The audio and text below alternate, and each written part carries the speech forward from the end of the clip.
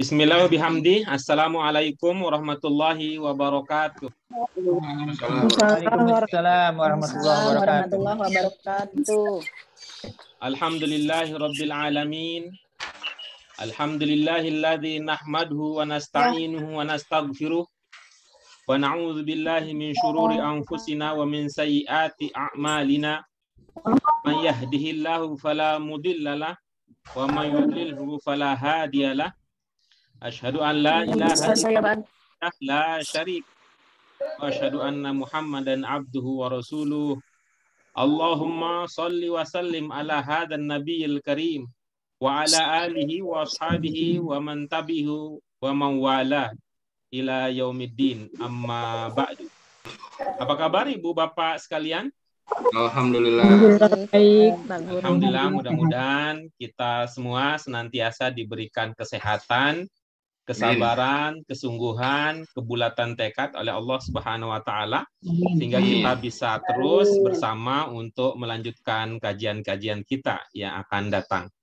Karena itu mari kita syukuri seluruh nikmat yang Allah berikan, bukan hanya sekedar untuk pemanis bibir dan ucapan, tetapi memang nyatanya Allah telah memberikan kita nikmat, banyak nikmat dan karunia. Ya, banyak orang yang muslim tapi hanya sebagian yang memahami cara membaca Al-Quran. Kemudian di antara sekian banyak orang yang mampu membaca Al-Quran, hanya sebagian yang memahami artinya. Mudah-mudahan kita termasuk orang-orang yang melangkah terus menjadi muslim yang lebih baik, salah satu dengan memahami ayat-ayat Al-Qur'an. Itu ini tidak terlepas dari jasa junjungan kita, Nabi besar kita, pemimpin umat, yaitu Nabi Muhammad SAW. Karena itu doa keberkahan dan rahmat layak untuk kita panjatkan, sehingga itu akan kembali kepada kita dalam kehidupan kita, baik di dunia maupun di akhirat kelak.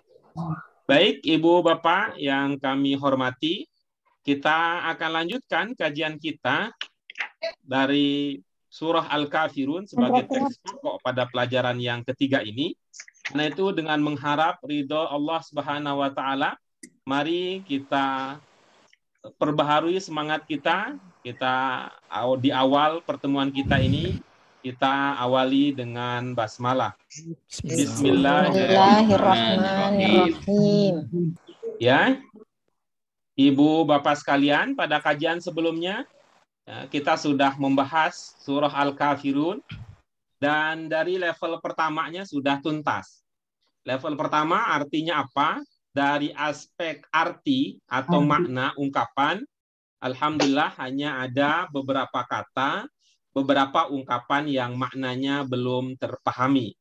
Nah, maka berikutnya kita akan lanjutkan kajian kita pada level-level yang akan datang, sehingga level-level berikutnya yaitu level kedua tentang bentuk, kemudian ketiga tentang jenis, kemudian keempat terkait dengan posisi kata di dalam kalimat, sehingga ini pemahaman bahasa Arab kita semakin sehat dan semakin sehat.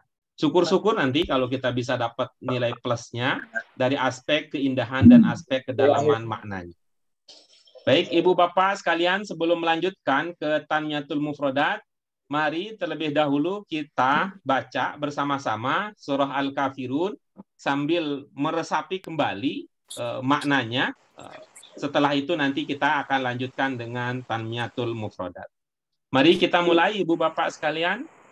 Bismillahirrahmanirrahim. Qul ya ayyuhal kafirun la a'budu ma antum 'abidun wa la ana 'abidun ma abadtum wa la antum 'abidun lakum dinukum waliyadin. Baik, Ibu Bapak sekalian, maka sekarang mari kita lanjutkan ke Tanmiyatul Mufrodat. Kita lanjutkan ke Tanmiyatul Mufrodat. Ini Bang apa? Nih, sekedar mengingat bagi yang lupa nih sebenarnya. Tapi alhamdulillah Ibu Bapak Tidak ada yang bertanya makna dari kata din. Saya sekedar ingin kalau ada yang lupa nanti, kalau lihat bank ini kan itu, kalau ibu bapak amati, huruf pertamanya itu ada dal, huruf keduanya itu ada ya, huruf ketiganya itu ada nun. Kata ini, simbol ini untuk bank ini, itu kan ada semakna dengan kata din yang berarti agama, gitu ya. Dan memang dalam sejarah perbankan Indonesia, bank inilah yang pertama kali mengatur transaksi perbankannya berdasarkan ajaran agama yang belakangan kemudian diistilahkan dengan bank syariah, bank muamalat, bank murni syariah. Itu yang bisa mungkin Ibu Bapak nanti kalau lupa bisa mengingat ini sebagai pemandunya. Ya, kita lanjutkan ke Tanmiyatul Mufradat. Tanmiyatul Mufradat kita yang pertama itu dari kata kul di awal kata. Ya, kata kul di awal kata. Kemudian kita akan lihat ada kata-kata yang berkembang dari 3 huruf yang sama, yaitu ain, ba, dan dal. Kata kul bentuk 5, pada pelajaran sebelumnya kita menambah lagi wawasannya bagaimana cara kita mengenali sebuah kata masuk ke bentuk 5 atau bukan. Kata kul bentuk 5-nya. Bentuk 1-nya apa? Kola. Qala. Bentuk 2-nya? Yaqulu. Iya. Bentuk 3-nya? Qul. Qaul. Qaul. Bentuk 4-nya? Qail. Qail. Ya, ini dari kata inilah berkembang masuk bahasa Indonesia. Apa tadi mana dasarnya? Berkata. Dari kata inilah kemudian nanti dengan beberapa perubahan dalam bahasa Indonesia kita punya ungkapan makalah. Ya.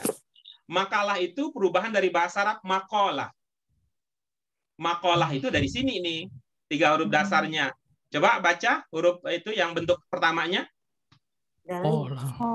Kola. Iya, baik. Itu kan selama ada 3 huruf dasar, nanti mau berubah menjadi apapun, mau jadi berapapun, selama ada 3 huruf dasar yang sama, maka ada makna dasar yang sama.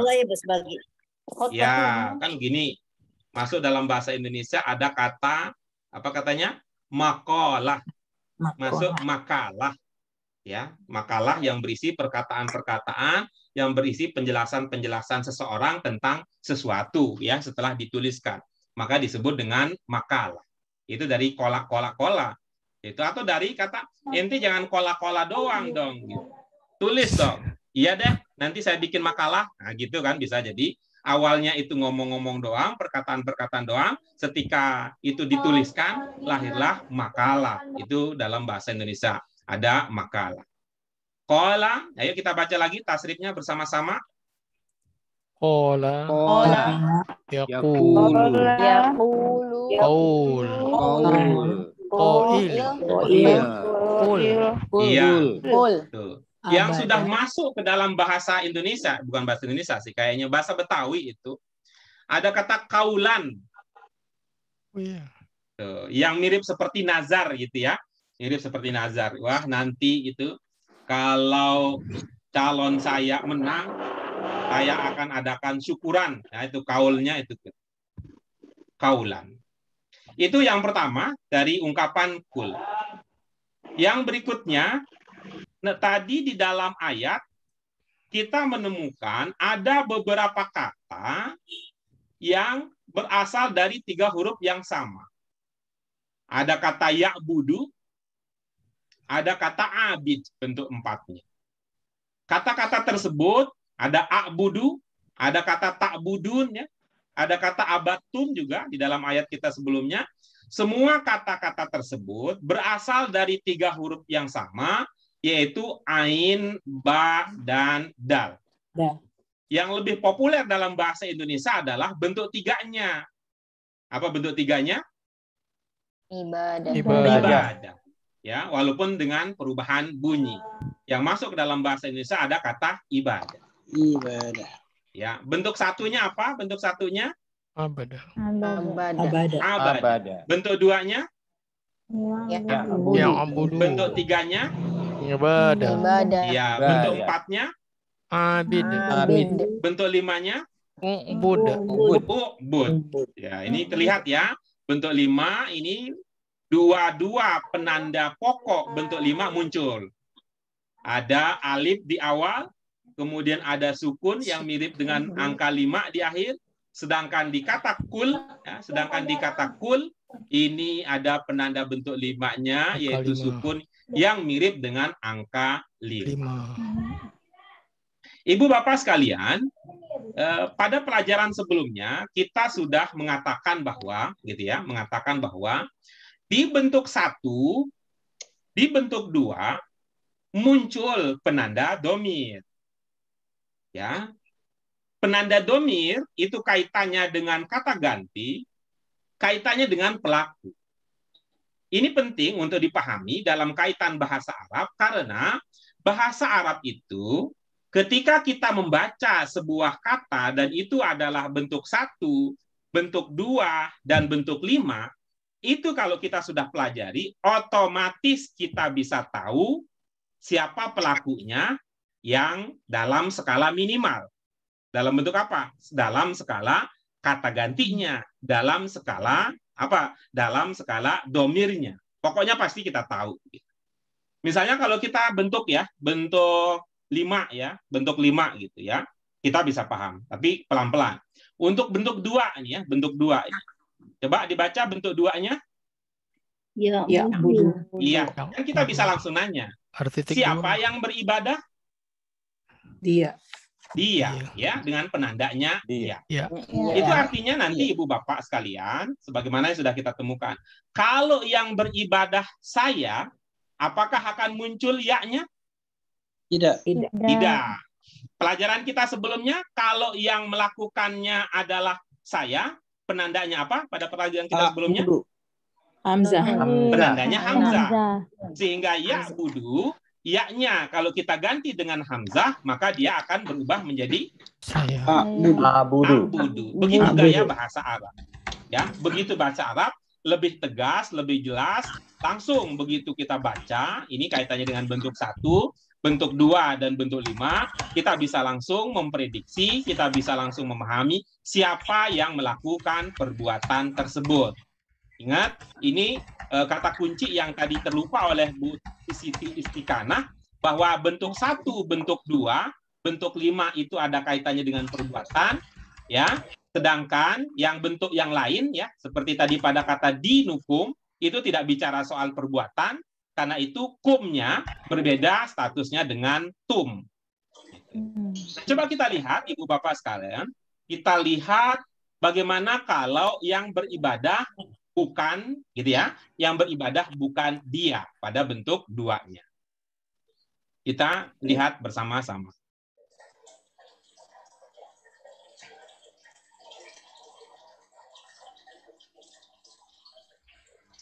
Nah, itu jadinya. Ya budu bisa berkembang menjadi akbudu. Ya budu apa makna lengkapnya? Dia menyembah. Jangan lupa itu bentuk 2. Jangan lupa itu bentuk 2. Dia sedang menyembah. Ya, bagus. Berarti akbudu apa maknanya? Saya menyembah. Jangan lupa itu bentuk 2. Saya sedang menyembah. Atau yang lain, selama masih dalam bingkai bentuk 2. Saya akan menyembah, saya biasa menyembah, saya sedang menyembah, atau saya sedang beribadah. Itu dia. Maka dalam bahasa Arab nanti akan berubah-ubah. Bagaimana? Yang ini kan sudah ya. Kalau dari domir yang kemarin kita pelajari kan yang sudah huwa. Kemudian yang sudah adalah ana. Berarti yang belum apa? Kalau dari domir yang kita pelajari kemarin. Domair kita. Yang belum apa? Dari domair yang kita pelajari. Yang belum apa? Domair apa? Yang belum, nahnu belum. Apalagi yang belum? Nahnu. Anti mah kita belum belajar. Domair anti belum di kemarin. Kemarin kan cuma 6 ya domairnya. Yeah. Apa yang 6 itu?6. Apa yang 6 itu? Huwa, hum, ana, nahnu, ana, nahnu, anta, antum. Anta, hum, antum. Itu anta, aja. antum. Kan yang pokok gitu. Tuh. Kalau ini sudah ada 2 yang muncul, berarti sisanya ada 4 lagi yang belum kita ungkapkan. Gitu ya. Walaupun nanti kita bisa. Nah, bagaimana dengan antum? Itulah tadi ya. Antum. Antum, maka bukan ya'budu ungkapannya, bukan pula a'budu, tapi ketika antum, ketika kalian yang melakukannya, pelaku kita sebut, maka berkembang menjadi apa? Ta'budun. Ya, ta'budun.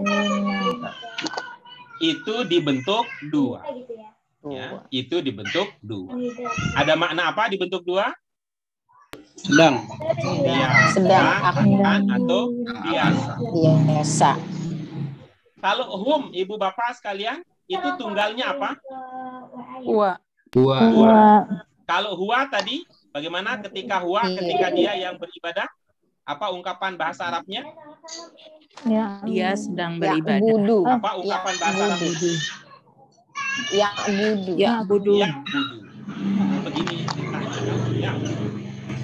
Huwa. Huwa maknanya apa? Dia. Apa penanda dia di ya'budu? Ya. Ada ya. Huwa jamaknya apa? Hum. Maka tinggal kemudian ketika hum tinggal berkembang sedikit. Ya. Kalau ya'budu di sini karena tunggal tidak ada penanda jamaknya, maka hum ketika jamak muncul pula waw nun sebagai penanda penanda jamak. Karena itu kami katakan tadi sekali lagi, waw nun itu bukan otomatis ke antum. Ya. Waw nun itu bukan otomatis ke antum, tapi ilmu kita, ilmu orang awam kita, waw nun itu penanda jamak. Sehingga hum ini jamak, pasangannya perubahan bentuknya menjadi ya'budun. Ketika antum juga jamak, ya pada bagian sebelumnya, ketika antum juga jamak, maka perubahannya menjadi ta'budun. Ibu bapak sekalian sebenarnya bisa memprediksi sendiri. Nah, coba kita lihat ya. Antum tunggal apa jamak? Jamak. Tunggalnya apa? Anta. Ya, bagus kan? Maka apa yang hilang dari antum menjadi anta? Mim. Mimnya, sebab mim bisa menandakan Jamak. Maka begitulah halnya ibu bapak sekalian. Kita bisa memprediksikan bahwa kalau antum itu ta'budun, maka ketika anta yang akan hilang adalah Waw sama nun. Waw sama nun. Maka kalau antum ta'buduna, anta akan menjadi anta menjadi ta'budu. Ya, silakan ibu bapak. Apa yang sulit terpahami?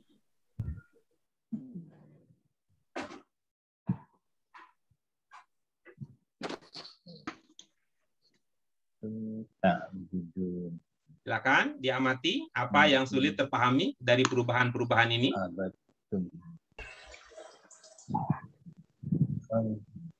Pak Chandra, monggo. Saya harus sebut nama nih Pak Chandra nih. Ya. Apa Pak yang membingungkan di sini? Sebenarnya kita sudah dapat ciri-ciri mau tunggal mau jamak sudah dapat waw nun menandakan jamak. Cuma itu aja. Tidak ada ya masalah, yang Pak. Membingungkan tidak ada ya Pak? Tidak ada. Oke, bagus. Kita lanjutkan Ibu Bapak sekalian. Semua ini, penjelasan-penjelasan ini, kalau kita cari landasan ilmunya, semua akan kembali kepada apa yang kita sebut dengan ciri khusus bahasa Arab. Ya, berasal dari 3 huruf dasar kan ada itu 3 huruf ain badal, ya'budu muncul, di'abudu muncul, abuduna muncul, ya'budunya juga muncul. Kemudian perubahan bentuk terjadi di dalam kata itu sendiri. Ya'budu dianggap satu kata, a'budu dianggap satu kata, ta'budunya dianggap satu kata, ya'buduna juga dianggap satu kata. Ada tunggal dan ada jamak. Kemudian ada mudzakkar dan ada muannas. Belum kita masuk ke situ. Kemudian ada kita sebut dengan serapan itu ibadah. Kemudian ada pola kalimat dasar. Baik, kita lanjutkan berikutnya. Sebagaimana halnya bentuk 2 ya, itu berubah, maka bentuk 4 juga akan berubah. Berubah dari segi apa? Di antaranya adalah dari segi tunggal dan jamak. Sehingga tadi dalam ayat kalau kita menemukan ada ungkapan ana abidun, ya, ada ungkapan ana abidun, itu kaitannya itu tunggal.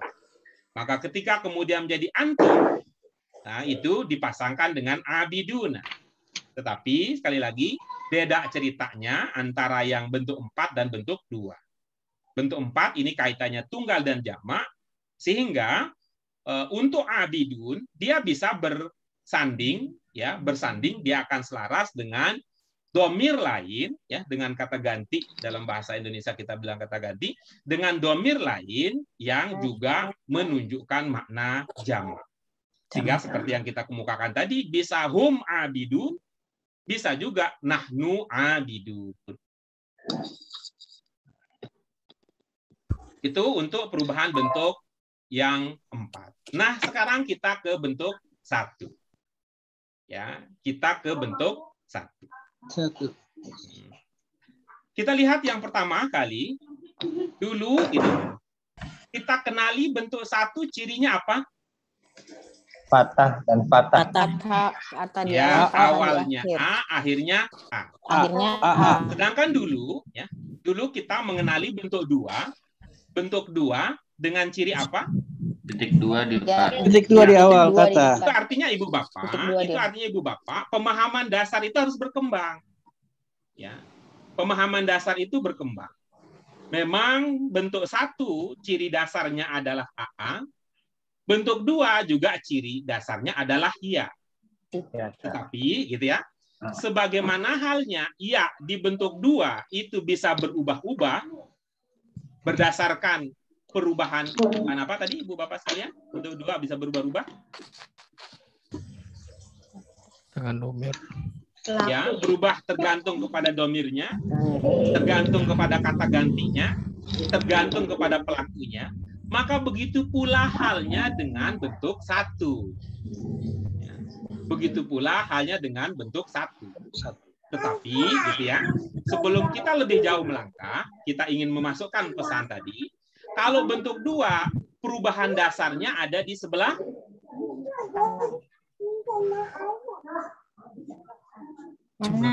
kanan. Bu Fariha, coba ulangi Bu Fariha. Lagi mengerjakan apa yang harus. Kelihatannya Bu Fariha nggak dengar kita kayaknya ya. Ya, kalau bentuk 2, perubahan dasarnya ada di mana? Di sebelah kanan. Di kanan. Maka sebaliknya, perubahan bentuk 1 adanya lebih dominan di sebelah kiri. Gitu ya. Sebelah kiri. Ibaratnya apa? Biar gampang kita memahaminya, ibaratnya kalau yang di depan itu kepala, gitu ya. Sedangkan yang di belakang itu ibaratnya seperti ekor, seperti buntut. Lihat pengalaman Ibu Bapak kalau lihat atau menunggu kereta api. Kalau kereta api mau datang, maka yang terlihat adalah kepalanya. Tapi kalau kereta apinya sudah pergi, maka yang kelihatan adalah ekornya. Maka begitu pula bentuk 1 hiji siji yang sudah terjadi perubahannya yang menandakan domir, kata gantinya, perubahannya itu dominan di sebelah kiri. Iya. Baik. Kita lanjutkan lagi.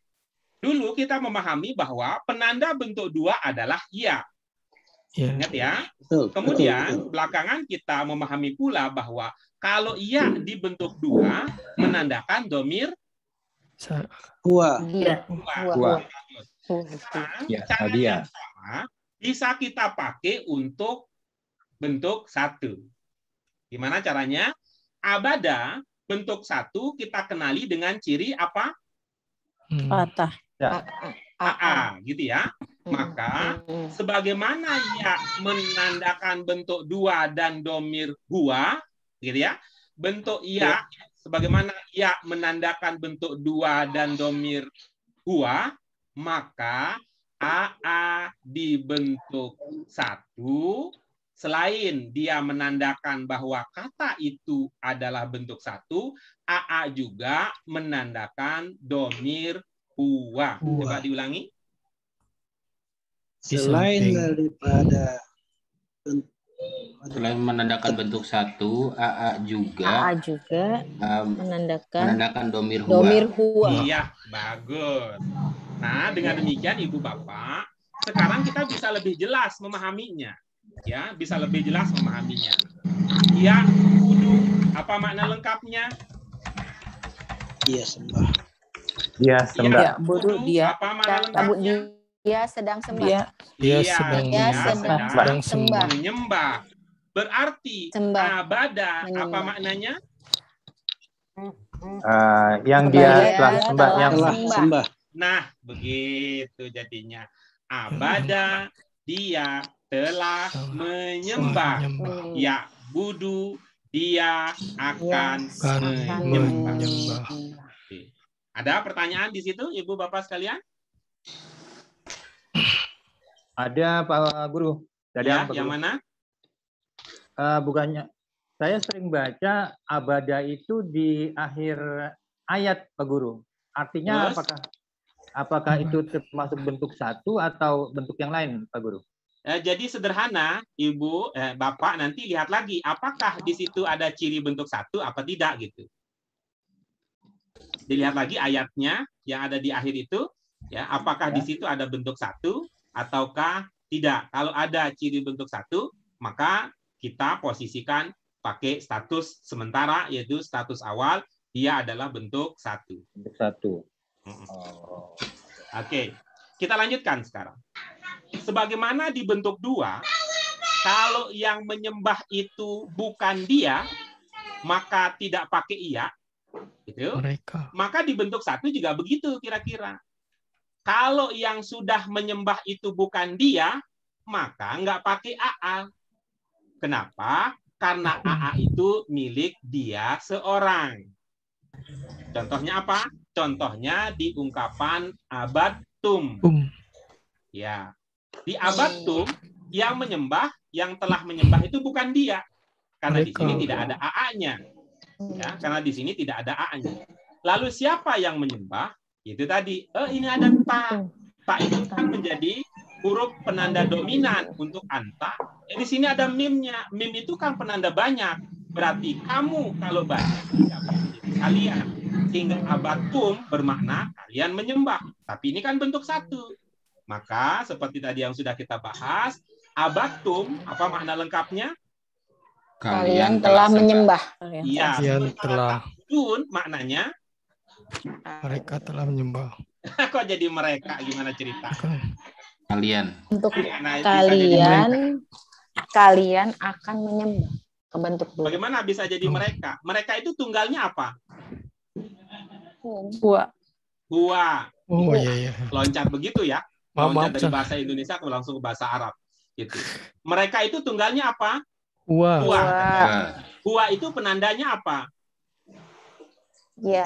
Ya, jadi nggak bisa, karena di sini ada ta, kemudian berubah menjadi mereka. Kecuali kalau ya budun, bisa jadi mereka. Karena modal utamanya adalah ya dia kemudian banyak, jadinya mereka. Ini prediksi kita terjadi lagi. Prediksi kita terjadi lagi bahwa ada kesulitan untuk mengingat ini kalian, apa mereka, saya, atau kita. Tapi tidak apa-apa, Ibu Bapak sekalian. Ini artinya sesuatu yang sudah bisa kita antisipasi sejak awal dan kita sikapi dengan bijaksana. Iya. Baik, Ibu Bapak sekalian, apa ada pertanyaan dari bagian tersebut?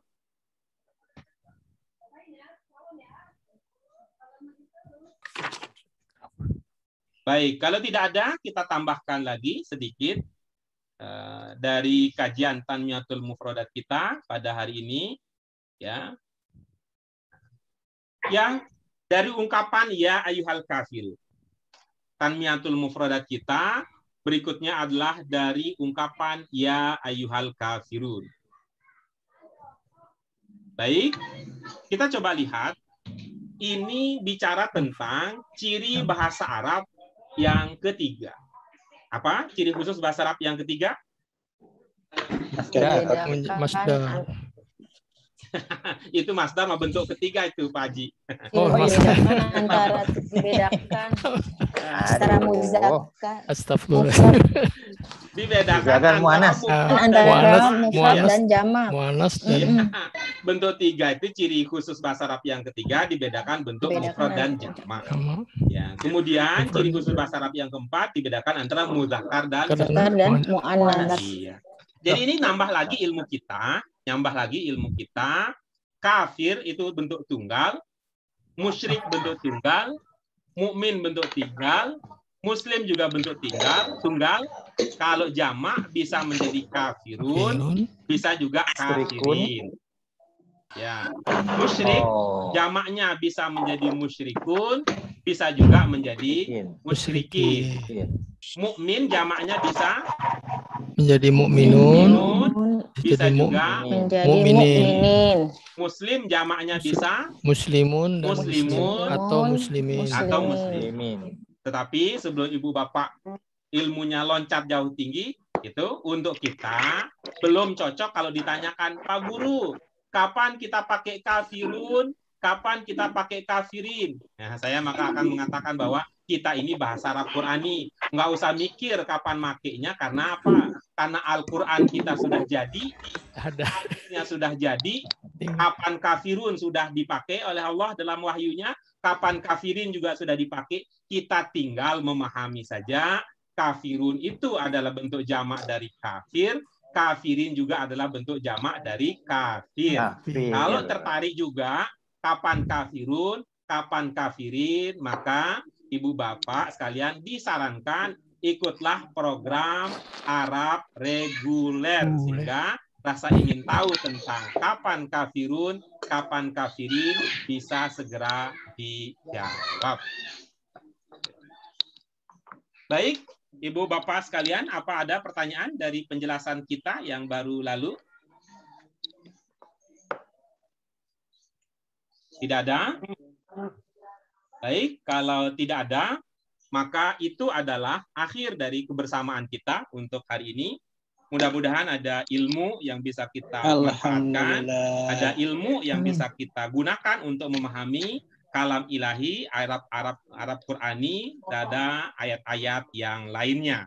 Terima kasih Ibu Bapak sekalian untuk partisipasi aktifnya, dan mohon maaf kalau ada kekurangan dari apa yang kami sampaikan. Mari kita syukuri apa yang bisa kita pelajari hari ini dengan hamdalah. Alhamdulillahirrahmanirrahim. Allahumma wa bihamdika asyhadu an la ilaha illa anta astaghfiruka wa atubu ilaik. Terima kasih. Wassalamualaikum warahmatullahi wabarakatuh. Waalaikumsalam warahmatullahi wabarakatuh.